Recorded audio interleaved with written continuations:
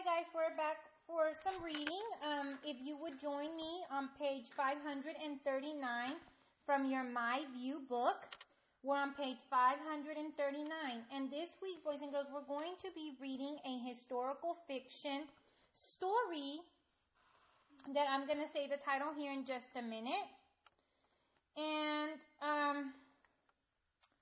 let's look at what historical fiction is. Historical fiction, the setting is the time period is real, the place is real, the characters may be real, they may be made up, or both. The plot, events can be real or made up. The point of view, the story is told in first person or third person point of view. Theme, the story often contains a theme or message about life. Okay? So the story for this week is going to be on page 541. But I want to look at some of our vocabulary words that we're going to be looking. The first one is survived. The second one is astonished. Third one is dangerous. This one's a little harder. Piteously and relief. Those are the words that we're going to be looking at this week in our story, Noah's Ark. So let's turn, this is the cover of our story. And again, it's historical fiction. Okay, so there's the first picture of the story. We see grandma, the granddaughter, and grandpa. And we're going to go ahead and get started. And there's grandma with the granddaughter. When I was born, grandma said I was so small, I looked like a little bird. That's why I was named Wren. Grandma may look small too, but she's made of granite. And she says I'm tough, just like she is. Good thing, or we would never have survived the 1927 flood. Grandma and Grandpa lived on a little farm by a river in Vermont. They didn't have much money, but there was always plenty to eat. Milk from Grandpa's cows, vegetables from Grandma's garden, apples and plums from the orchard, fish from the river, and maple syrup that Grandpa and Grandma made each spring. So I'm guessing Noah's Ark has to do with the flood because they're talking about a flood and they might need a boat. And right here, it tells us, if y'all can do this with your parents, it says analyze point of view. It says underline sentences that help you identify the point of view from which the story is told. Notice the pronouns used. And then we have the word survived. Survived is lived through or stayed alive. Okay? And you can do that with your parents. Let's look at page 544. Grandma was building Grandma a new house. It sat on a hill, and when finished, it would have electricity, a wringer washing machine, and best of all, an indoor bathroom.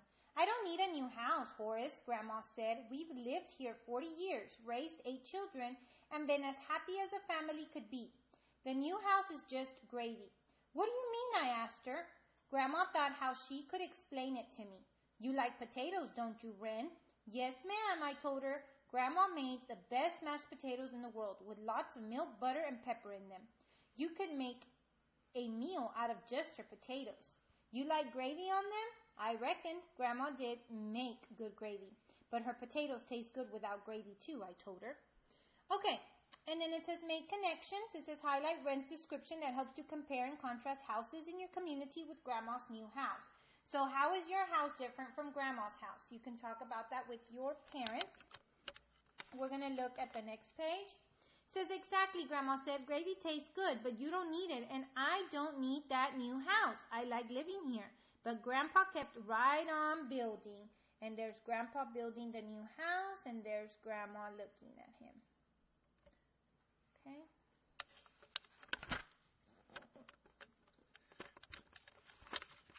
Page 546.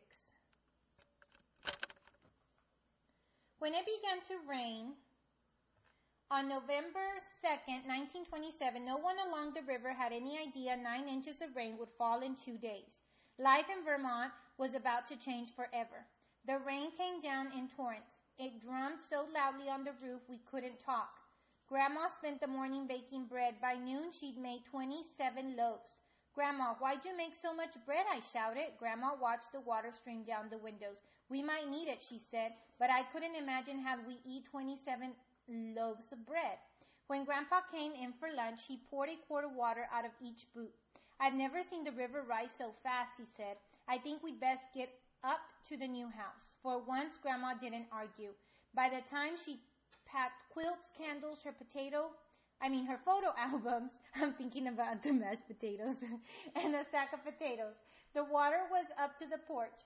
Grandpa led all the cows and horses out of the barn. And here it says, use context clues within and beyond the sentence to determine the meaning of the word Terrence in paragraph 14. You can do that with your parents. And then it says, underline the context clues that support your definition. What will happen to them, I asked. They'll go to a higher ground and be all right, he said. Don't worry, Wren. But I could tell he was the one who was worried. I loaded all the loaves of bread into my old baby carriage, covered it with an oilcloth, and pushed it through the mud and rain to the new house. Guess I built this place just in time, Grandpa said. If I didn't know better, I'd think you caused this flood just so I have to move into the new house, Grandma said. But she seemed glad to be on higher ground, too. We'd scarcely set foot inside when we heard pounding on the door. On here it says, underlines read descriptions that helped you understand her grandparents' feelings. And then there's a picture of Wren and 3 boys. Let's see what's going on. The three boys stood on the porch, burlap bags in each hand. The bags squirmed and squawked. Our barn's flooded. Can we keep the chickens here? They emptied the chickens onto the kitchen floor. Some of our heifers are stranded in the fields, one of the boys said. We're going to see if we can push them to higher ground. I'll go with you, Grandpa said. May I go too, I asked. No, Grandpa and Grandma both said at once. Be careful, Grandma told him. And he and the boys disappeared through the rain. Even with all those chickens, the house seemed empty with Grandpa gone. Grandma saw me shiver and wrapped a quilt around me. It's getting colder, she said. I wish I had my cook stove here. She held me close as we stood watching the rain. I wish Grandpa would come back, I said. Me too, said Grandma. Now on here, it's telling us to highlight details that you can use to compare and contrast ways people help one another in your community and in Wren's community. So how do we help each other? You can say how we helped each other at Crockett in the classroom, and then how the people in the story are helping each other. 550. We both shrieked when a huge head appeared in the window. It was Mayer, one of the Ferguson's horses. I was even more astonished when Grandma opened the door and let him in. You're bringing Mayer into the house? We don't have a stove, Grandma said. He's big. He'll add heat to the place. Mayer took up half the kitchen. The other half was taken up by loaves of bread and chickens. We had chickens in the cupboards, chickens on the shelves and in the baby carriage, even chickens roosting on Mayer's back. On here, they want us to underline details that reveal what Wren and Grandma think about having a horse in the house. How does the narrator's point of view help you understand her relationship with Grandma? And then it talks about the word astonished. Astonished is very surprised or amazed. Okay. Our next, excuse me.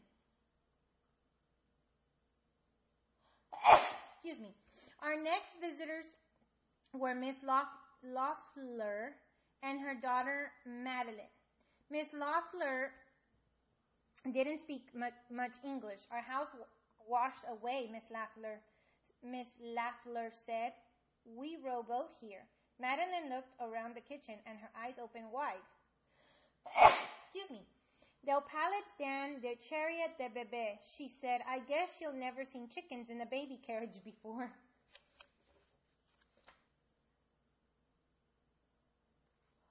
But here they want us to underline details that you can use to explain how Ren's point of view helps the reader understand Madeline's reaction. Excuse me. By nightfall, the house was full of bursting besides Mrs. Lochner and Madeline. Mr. and Mrs. Guthrie, the Fergusons and the Craig family had moved in. 23 people in all. There were also 3 horses, a cow, 5 pigs, a duck, 4 cats, and 100 chickens. Oh, there's a lot of people, guys. And on this one, they wanted to highlight evidence, that the safety of farm animals is important to people in a farming society. What's going to happen if something happens to the animals? Discuss that with your parents. Oh my gosh. The river rose until the house became an island. And we watched our neighbors' houses wash down the river. Oh wow, that was a big flood, guys.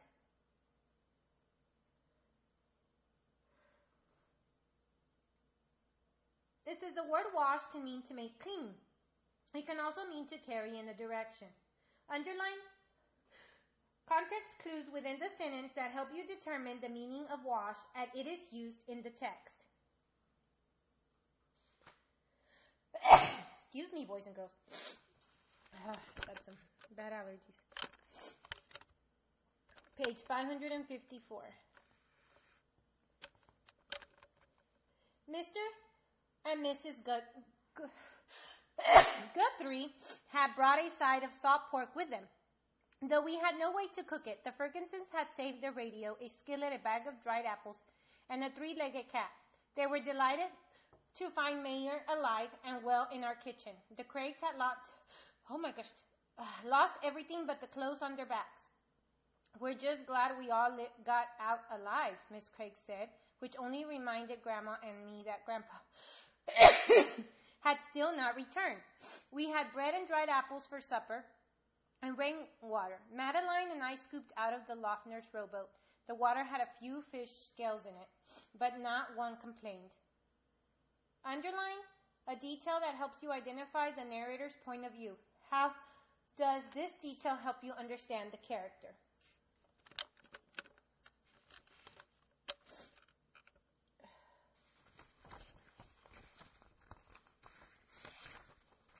Page 555. With no stove or beds, we all huddled together for warmth, sharing Grandma's quilts as best we could.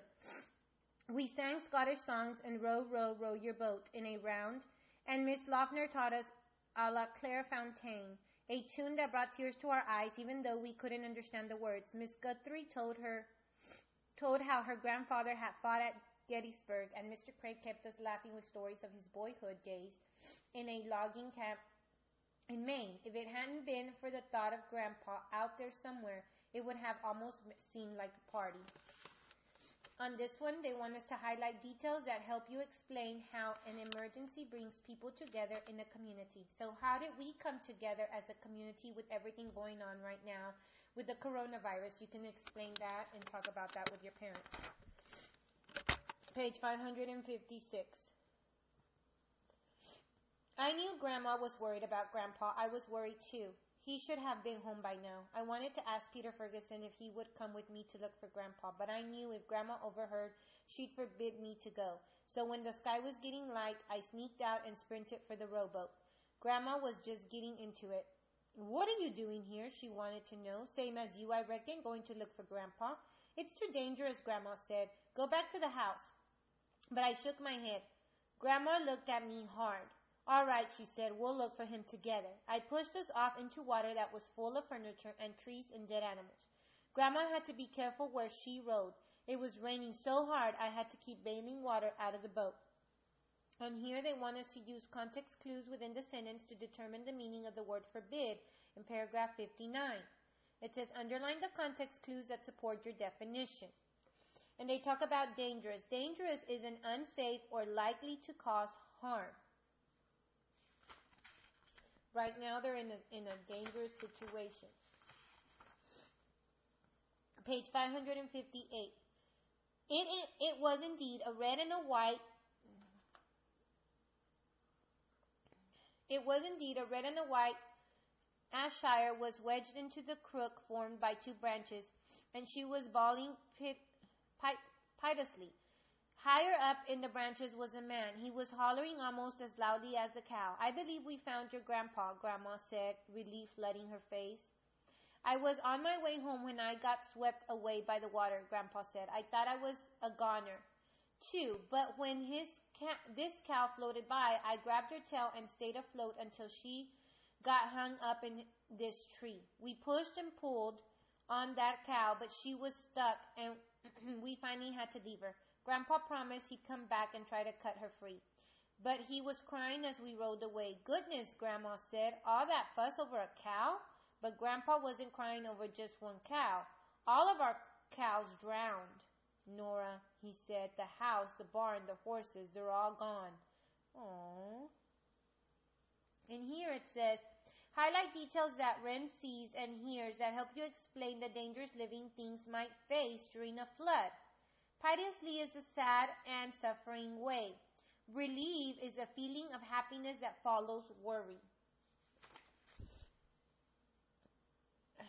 Page 560. It took 3 days for the water to go down, enough so our neighbors could go see what was left of their farms. Grandpa put his arm around Grandma. "I'll finish this house the way you want it, Nora," he said, but he shook his head when the Fergusons let Mayor out. I don't know as I'll ever be able to get those hoof prints out of this floor," he said. It says, highlight the narrator's statement that helps you explain how a flood affects people and societies.